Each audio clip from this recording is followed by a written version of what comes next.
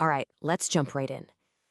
We are about to unpack a recently declassified and frankly startling report on extraterrestrial encounters. And trust me, what it reveals is going to change everything you thought you knew about alien abductions. You know, for decades, we've all been asking the same question. What do they really want?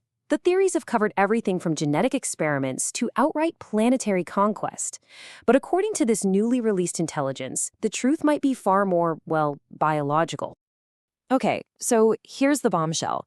These declassified documents suggest aliens aren't interested in our minds or our bodies for science. Nope. The real prize, the reason they travel all this way, is our flatulence. Yeah, you heard me right.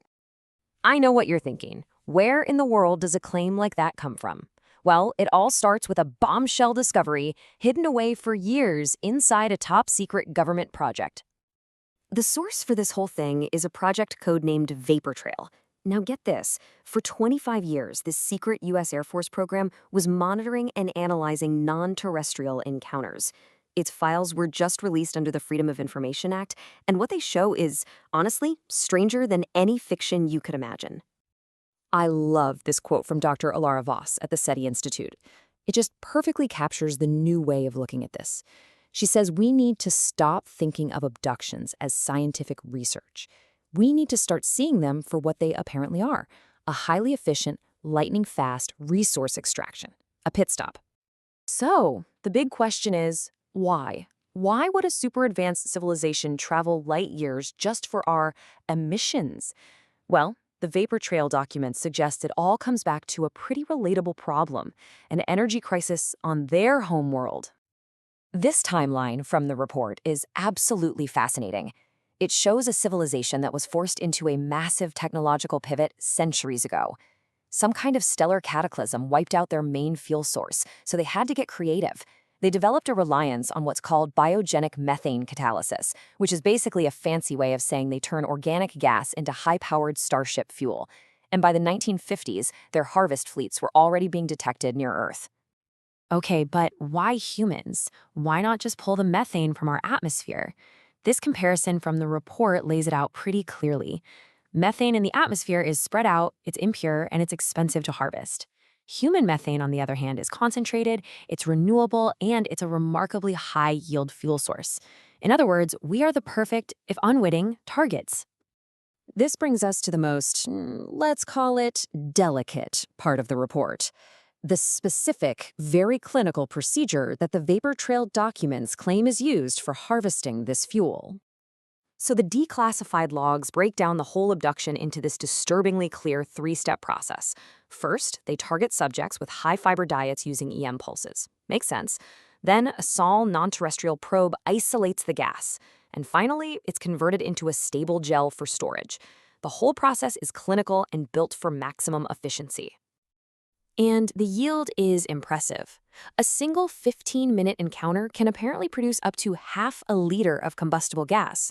Now, when you scale that across an entire fleet, you are talking about a serious amount of fuel, enough for significant interstellar travel. This quote from exobiochemist Dr. Harlan Voss just nails it.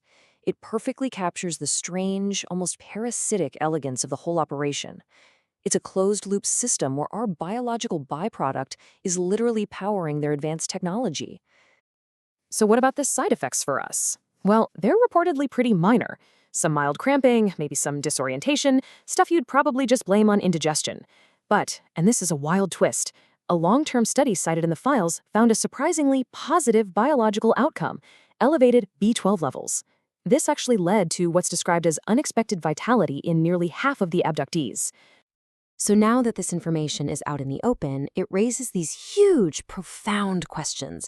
Questions about our place in the cosmos, our biological autonomy, and really the future of interspecies relations. But maybe the most surprising part of this whole story is how people have reacted to the news. A recent Gallup poll shows that the vast majority of people, we're talking over 80%, are either completely unfazed or are just treating the whole thing as a big joke. Only a small minority is actually concerned. And this has sparked a fascinating global debate. On one side, you have the UN actually exploring methane sovereignty treaties, and they're even talking about dietary programs to voluntarily enhance our fuel output. On the other side, you have bioethicists warning that this commodifies a fundamental human biological process. Dr. Lena Fume's warming really gets to the heart of the ethical dilemma here. It's a heck of a line. Are we a sovereign people, or are we simply becoming a biological resource in some kind of cosmic supply chain? And that leaves us with the final, really provocative question posed by the Vapor Trail report itself. It forces us to completely reconsider our place in the universe. Are we some unique, lonely intelligence in the cosmos? Or are we just a conveniently located, self-replenishing gas station on the interstellar highway?